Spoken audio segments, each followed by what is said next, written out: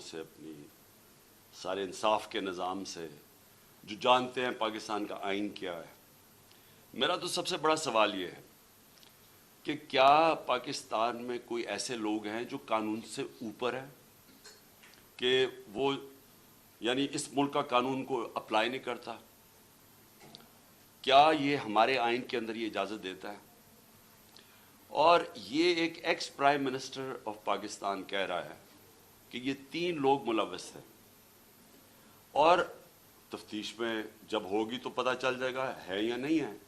लेकिन ये तो मेरा राइट है, ये मेरा हक है कि मुझे पता था कौन इसमें मुलव्वस है, मैं चाहता हूं उनकी इन्वेस्टिगेशन हो, मैं उनके ऊपर FIR कटवाना चाहता हूं। ये कैसे हो सकता है कि आगे से हमारी अपनी पुलिस, पंजाब गवर्नमेंट के नीचे, वो कभी कोई वजह दे देते हैं, फिर सीधे सीधे कई कहते हैं जी अगर आपने करवाना है तो हमें हटा के किसी और को इस ओहदे पे बिठाए जो कि ये FIR काटे। तो मेरा सारा ये जो हकीकी आज़ादी का जो मार्च और ये जो 26 साल पहले इंसाफ की तहरीक चलाई थी, इसका मकसद क्या है? बॉटम लाइन एक है इसकी कि कभी माशरा ना आज़ाद होता है ना खुशहाल होता है जिधर कानून की हुक्मरानी नहीं होती। और कानून की हुक्मरानी का मतलब सारे लोग कानून के नीचे जो हर महज़ब माशरे में होते हैं। मुझे एक बड़ी हैरत हुई कि DG ISPR ने स्टेटमेंट दी। स्टेटमेंट क्या देते हैं कि क्योंकि इमरान खान ने एक फौज के एक फर्द के ऊपर, एक ऑफिसर के ऊपर इल्जाम लगाया, सारी फौज बदनाम हो रही है। यानी ये मुझे जरा हैरत है कि क्या इसके ऊपर DG साहब आपने कोई तवज्जो दी? आप क्या कह रहे हैं? इसका मतलब ये कि मैं अगर एक जज के ऊपर कहूं कि ये जज 2 नंबर है, इसका मतलब सारी जुडिशरी 2 नंबर है। अगर वो कोई कहे कि PTI के अंदर एक कोई करप्ट आदमी है तो मैं कहूं तुमने सारी PTI को करप्ट कह दिया। ये कोई, इसमें कोई लॉजिक है? आपके कोर्ट मार्शल क्यों होता है? क्योंकि कोई गलती करता है ऑफिसर तो कोर्ट मार्शल है। तो मैं जब ये कह रहा हूं कि मुझे यकीन है कि इन तीनों लोगों ने इस पर पूरी साजिश के तहत ये किया, तो ये मेरा राइट है। और मैं कोई एक आम शहरी से इसलिए फर्क हूं क्योंकि मैं एक सबसे बड़ी पॉलिटिकल पार्टी का सरबराह हूं, मैं एक्स प्राइम मिनिस्टर हूं।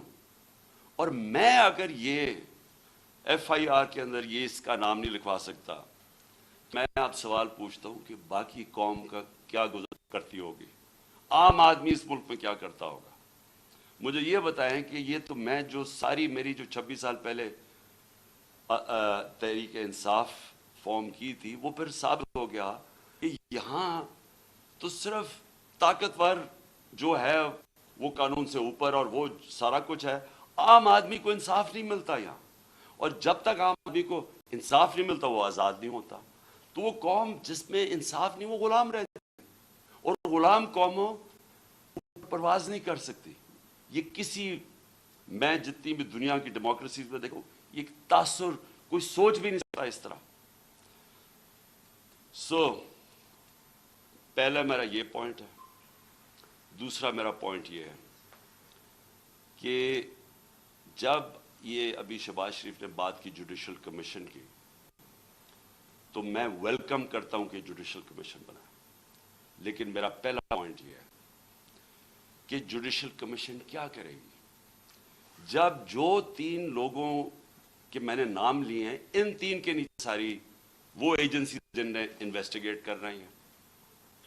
अब हम कैसे एक इम्पार्शल, एक साफ और शफाफ इन्वेस्टिगेशन करवा सकते हैं जब उनके सरबराह वो बैठे हुए हैं जिनके नीचे लोगों ने इन्वेस्टिगेट करना है? ये हो ही नहीं सकता। इसलिए मैंने ये कहा था कि 3 रिजाइन करें ताकि इन्वेस्टिगेशन सही हो सके। हो सकता है मैं गलत हूं, लेकिन मुझे एक इस मुल्क के अंदर एक साफ और शफाफ इन्वेस्टिगेशन चाहिए। और इन्वेस्टिगेशन इसलिए कि मैं पहले भी ये पूरा इसका एक पैटर्न है। ये नहीं कि मैंने एकदम उठ के कह दिया कि ये जी ये कि फलाना इसमें इन्वॉल्व है। इसका एक पैटर्न है। पहले एक वीडियो निकलती है जिसमें मुझे ये बताया जाता है कि मैं कोई मजहब की तौहीन कर रहा हूं। وہ کدھر سے نکلتی ہے وہ اس انویسٹیگیشن میں پتہ چلنا چاہیے. وہ کون نکالتا ہے, وہ پھر اس کو کون اٹھاتا ہے؟ ایک وہ جرنلسٹ اٹھاتا ہے جس کی افیلیشن ایک پارٹی سے ہے, یہ انویسٹیگیشن میں آئے گی. اس کے بعد کون پریس کانفرنس کرواتا ہے؟ مریم صفدر, مریم وہ اورنگزیب اور جاوید لطیف سے, اور وہ مجھے کہتے ہیں کہ میں نے مذہب کی توہین کی ہے اور وہ ویڈیو دکھاتے ہیں. اس کے اوپر ان کے اوپر ہم ایف آئی آر کٹوائیں, کیونکہ مجھے پتا چل گیا تھا کہ انہوں نے اب اس کو استعمال کر کے وہی سلمان تاثیر ٹائپ قتل کروانا ہے میرا. ان دونوں کے اوپر ہم پھر ایف آئی آر, ان تینوں کے اوپر ایف آئی آر بڑی مشکلوں سے کرتی ہے. اس کے بعد میں پبلک میں جا کے جلسوں میں اور انٹرویوز میں بتاتا ہوں کہ ان کی سازش کیا ہے, انہوں نے کس طرح استعمال کرنا ہے یہ ایک دینی انتہا پسند, اس نے جنون میں آ کے مار دیا کیونکہ میں نے مذہب کی توہین کی. کوئی ایکشن نہیں لیا جاتا. اور پھر کیا ہوتا ہے جب میرے اوپر یہ واردات ہوتی ہے, آپ صرف اس کے بعد دیکھ لیں کہ اس کے بعد ہوتا کیا ہے. کون سے لوگ جو امیڈیٹلی ریئیکٹ کرتے ہیں. ابھی ایف آئی آر ہی نہیں کٹی, ابھی شروع ہی ہوئی ہے بات ابھی, اور ایک دم سٹیٹمنٹس آنی شروع ہو جاتی ہیں کہ جی عمران نے کسی مذہب کی توہین کی ہے. میرے سامنے یہ سارے ہیں. یہ ذرا دیکھیں وہ لوگ جو کہ ہمارے یعنی دوسری پارٹی سے افیلیشنز ہیں, وہ ایک دم ان کی ٹویٹس آنی شروع ہو جاتی ہیں. یعنی ابھی کوئی انویسٹیگیشن نہیں ہوتا اور وہ سارے یہی کہتے ہیں کہ ایک انتہا پسند نے کیا ہے. ایک 6:01 پہ ایک ٹویٹ آتی ہے, وہ جس نے سب سے پہلے میرے اوپر یہ ساری کیمپین شروع کرتا ہے مذہب کی توہین, وقار ستی, وہ 6:02 پہ اس کی مرتضیٰ سرنگی کی 2 منٹ پہ ٹویٹ آتی ہے, حامد میر کی 6:03 پہ آتی ہے, جیو نیوز کی 6:04 پہ آتی ہے, سما 6 بجے اس کی بھی 6:04. اس کے بعد یہ ہوتا کیسے ہے؟ وہ لوگ جو ایک دم ریئیکٹ کرتے ہیں جو کہ ایک سکرپٹ کے اوپر چل رہے ہیں. نہیں, اس کے علاوہ کیا ہوتا ہے؟ وہ کیسے ہوتا ہے کہ گورنمنٹ ہماری, پولیس ہماری, لیکن اس کا انٹرویو کروا کے اور وہ لیک کیا جاتا ہے, وہ جو بندوق چلانے والا ہے, ایک دم اس کا انٹرویو لیک کیا جاتا ہے. کون؟ پولیس. ہم پولیس سے پوچھتے ہیں, وہ کہتے ہیں جی ہم کیا کریں, ہمیں پیچھے سے پریشر تھا. آئی جی, وہ آئی جی سے پوچھا جی آپ بتائیے کیسے یہ لیک ہوئی, وہ کہتا ہے جی ہیک ہو گئی. ایک کے بعد دوسرا جھوٹ بولا جاتا ہے. کون لوگ یہ انٹرسٹڈ تھے ایک دم اس کو بند کروانے؟ وہ کن جیسی انویسٹیگیشن ہوگی تو پہلے تو پتہ چلے گا کہ ڈب کس نے کیا اور پھر کس نے کور اپ کرنے کی کوشش کی. تو جب آپ یہ ہمیں کہتے ہیں کہ جوڈیشل کمیشن, میں کہتا ہوں اس سے بہتر چیز ہی نہیں, لیکن جوڈیشل کمیشن جو سب سے پہلے کام ان کو کرنا چاہیے کہ جو لوگ ایکیوزڈ ہیں اس کے اندر, وہ کیسے ان پوزیشنز پہ بیٹھیں گے جس در انڈیپینڈنٹ انویسٹیگیشن ہوگی. نمبر 2, میں یہ چاہتا ہوں کہ جوڈیشل کمیشن انکوائر کرے ارشد شریف کے اوپر, کیونکہ ہمیں پتہ ہے ارشد شریف کو کس سے خطرہ تھا. ارشد شریف کی والدہ کو پتہ ہے کہ کس سے ارشد شریف کو خطرہ ہے, اس کے اور صحافیوں کو پتہ ہے. کیوں وہ ملک مجبور ہوا چھوڑنے پہ, کیوں وہ دبئی سے آگے جانے پہ مجبور ہوا, اس نے لوگوں کو بتائی ہوئی ہیں چیزیں کہ کون لوگ ملوث تھے. اس کے اوپر بھی جوڈیشل جو سپریم کورٹ کے اندر جو کمیشن بنائی جائے, اس کی پوری انویسٹیگیشن. تیسری جو سائفر ہے, اب یہ کنٹروورسی چلتی جا رہی ہے. آ کے D I S P R نے کہا جی یہاں تو کوئی سائفر کا تو ڈرامہ تھا. اگر ڈرامہ تھا تو سائفر کی انویسٹیگیشن کیوں نہیں کروا رہے؟ ہم تو گورنمنٹ میں نہیں تھے, ہم نے تو آرڈر کر دی تھی کمیشن فوری طور پہ انویسٹیگیشن کرے. ہم نے تو اسپیکر نے بھجوا دی تھی چیف جسٹس کے پاس انویسٹیگیٹ کریں. تو اب سوال یہ ہے کہ کیوں نہیں کسی نے انویسٹیگیشن کروائی؟ کیوں ڈرے ہوئے انویسٹیگیشن سے؟ کیونکہ آپ جو ساری بات بار بار کہتے ہیں کہ جی ہر قسم کی آتی ہے کہ جی یہ تو آتے رہتے ہیں ایسے سائفر. میں ایک ملک دنیا میں نہیں جانتا جدھر اس طرح کا کوئی سائفر آئی جی امبیسڈر کو پرائم منسٹر کو ہٹا دو. تو کیوں نہیں اس کے اوپر آگے بات کی؟ جب نیشنل سیکیورٹی کاؤنسل کہہ رہی ہے کہ مداخلت ہوئی ہے اور ڈیمارش کر رہی ہے, تو آئی ایس پی آر کیوں کہہ رہا ہے کہ جی یہ تو کوئی ڈرامہ ہوا ہے؟ تو چیف جسٹس صاحب یہ بڑا سیریس چیز ہے. اس کے اوپر آپ کے پاس سائفر آیا ہوا ہے, یہ ملک کے اندر ہو سکتا ہے کہ یہ نہ سازش ہو جو یہ کہتے ہیں, لیکن جب تک آپ انویسٹیگیشن نہیں کریں گے پتہ کیسے چلے گا کہ مداخلت تھی یا سازش تھی؟ اور چوتھی جو میں سمجھتا ہوں کہ اس ملک کی تاریخ کی سب سے شرمناک چیز ہوئی ہے, اس کے اوپر چیف جسٹس صاحب اور یہ جوڈیشل کمیشن بیٹھ کے ضرور انکوائری کریں. پہلے اعظم خان سواتی کو جس طرح انہوں نے پوتے اور پوتیوں کے سامنے مارا, اس نے ہر فورم پہ یہ بولا ہے کہ اس کو پہلے آ کے پکڑ کے مارا صبح کے 3 بجے, پھر اس کو ایجنسیز کے, اور اس نے نام لیا ہے یہ dirty Harry major general Faisal, اس کا نام لیا ہے کہ اس نے اور اس کے بعد آئی ایس آئی کو ہینڈل کیا جو اس کے نیچے تھی, اور اس کو ننگا کر کے مارا, اور ننگا کر کے مار کے اس کو کہہ رہے تھے کہ یہ بتاؤ یہ عمران خان سے بھی یہ ہوگا, اور جب اس کو تکلیف ہوئی تھی وہ ہنس رہے تھے. ایک یہ شرمناک ہے کہ پاکستان کے سینیٹر کو ایک اس نے تنقید کر دی. ساری دنیا میں جو پاکستان ایک بنانا ریپبلک کی طرح ایک کمپیئر ہوتا ہے کہ کیا کس طرح کا ملک ہے کہ ایک سینیٹر کو ایک تنقید کے اوپر کیا, باہر تو کوئی نہیں انڈرسٹینڈ کرتا ہے. لیکن جو اس سے بھی شرمناک چیز ہے, جو ساری پاکستانی قوم ہل گئی ہے, وہ ہے جو انہوں نے ویڈیو بھیجی ہے اعظم سواتی کی بیوی کو. میں سمجھتا ہوں کہ جسٹس صاحب اس کے اوپر پوری تحقیقات کریں.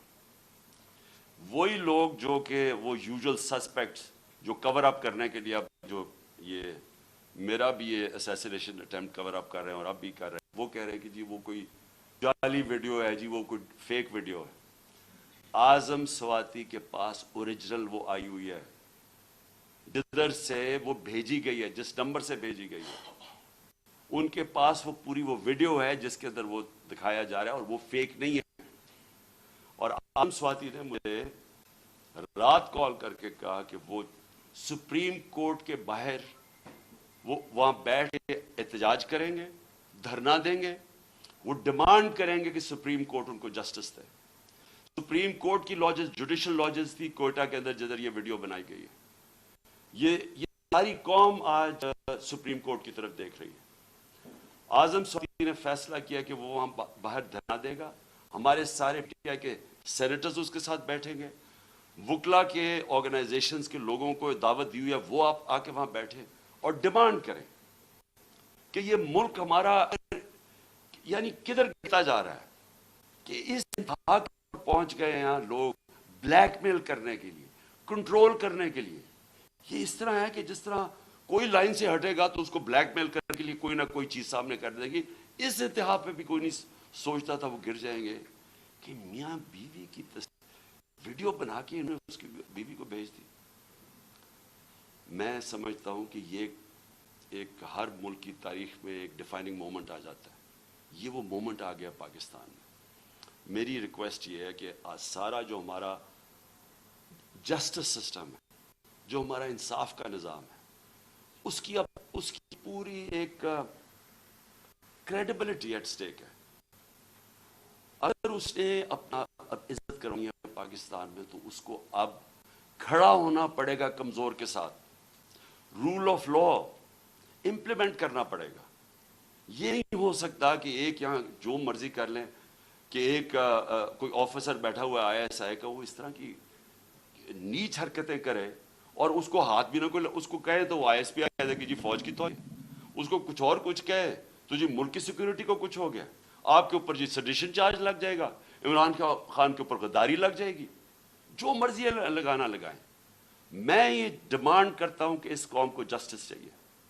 ہم غلام نہیں ہیں.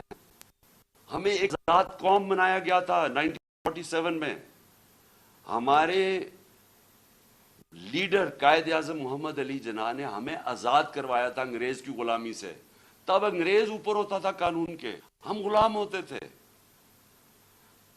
اب پاکستان تو آزاد ملک بنا ہوا ہے, ہمارا آئین ہمیں آزادی دیتا ہے. کیوں نہیں ہماری عدالتیں ہماری رائٹس کو, ہماری آزادی کو, ہماری ڈگنیٹی کو کیوں نہیں پروٹیکٹ کر رہی؟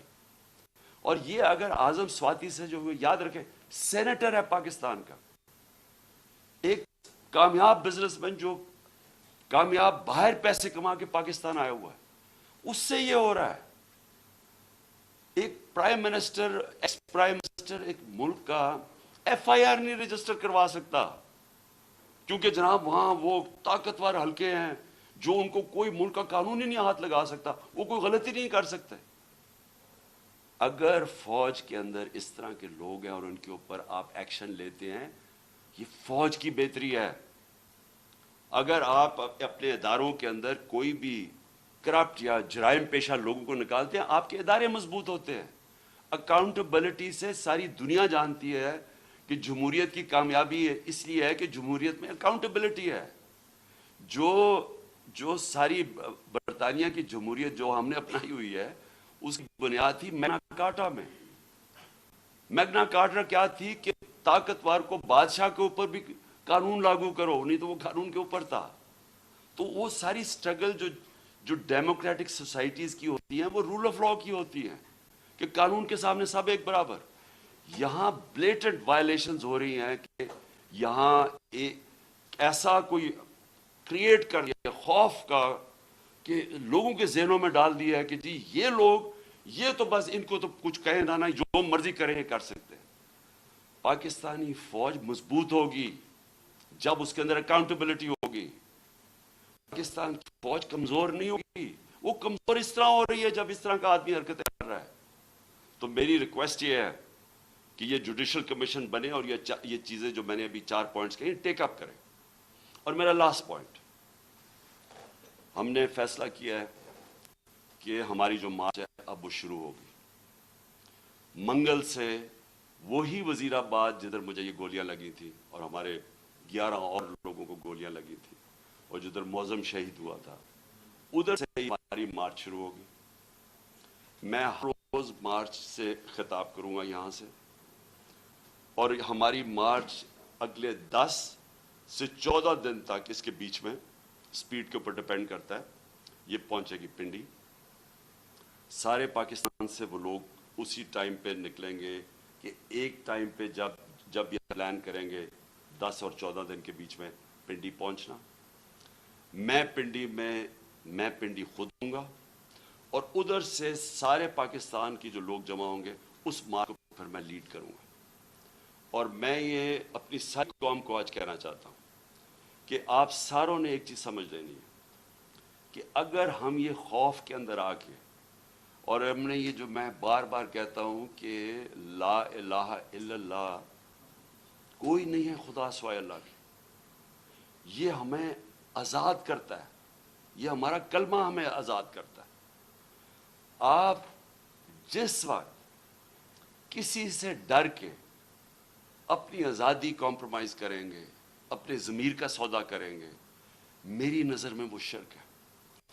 یہ ساری قوم کے لیے ہمیں اب اس وقت سب کو یہ اپنا خوف ہٹانا چاہیے اور بتانا چاہیے کہ ہم انسان ہیں, ہم بھیڑ بکریاں نہیں ہیں. یہ قوم پاکستان ایک بڑی خواب کا نام ہے, اور ہم یہ اس طرح کی جو حرکتیں ہو رہی ہیں پاکستان میں, اور جس نے ہم ملک کا سارا پوٹینشل ختم کر دیا ہے کہ ہم آج بیکاریوں کی طرح دنیا میں پھر رہے ہیں, اس کی یہ وجہ نہیں ہے کہ یہاں وسائل نہیں ہیں, اس کی وجہ یہ ہے کہ یہاں انصاف ہی نہیں ہے, اس کی وجہ یہ ہے کہ یہاں رول آف لا نہیں ہے. اور اس لیے یہ وقت ہے حقیقی آزادی لینے کے لیے. آپ میرے ساتھ سب آئیں, سارے پہنچیں. جب میں انشاءاللہ پنڈی سے شروع کروں گا, اپنی پارٹی کو جوائن کروں گا اپنی, جب یہ سب ہماری جی ٹی روڈ سے شاہ محمود قریشی لے کے آ رہے ہوں گے, اور پھر باقی ہمارے لیڈرز پرویز خٹک کے پی سے اور سارے ہمارے لیڈرز ایک پورا انسانوں کا سمندر لے کے آ رہے ہوں گے پنڈی، اور پنڈی سے انشاءاللہ میں لیڈ کروں گا اور اس کے بعد ہم آگے جائیں گے۔ تو میں اپنی قوم کو آخر میں کہنا چاہتا ہوں کہ لا الہ الا اللہ، کوئی نہیں ہے خدا سوائے اللہ کے۔ اس کا فیصلہ ہوتا ہے جب وہ اوپر لے کے جانا ہوتا ہے اس نے، کوئی آپ کو اس سے پہلے نہ اوپر لے جا سکتا ہے۔ اس کا جب فیصلہ ہو جاتا ہے ایک منٹ آگے نہ پیچھے ہوتا ہے۔ یہ جب آپ کا ایمان ہو جاتا ہے آپ آزاد ہو جاتے ہیں۔ اس لیے یہ خوف کو ختم کریں کہ ڈرا کے دھمکا کہ ہم یہ کر دیں گے وہ کر دیں گے اور ساری قوم کو اس طرح بھیڑ بکریوں کی طرح رکھنا،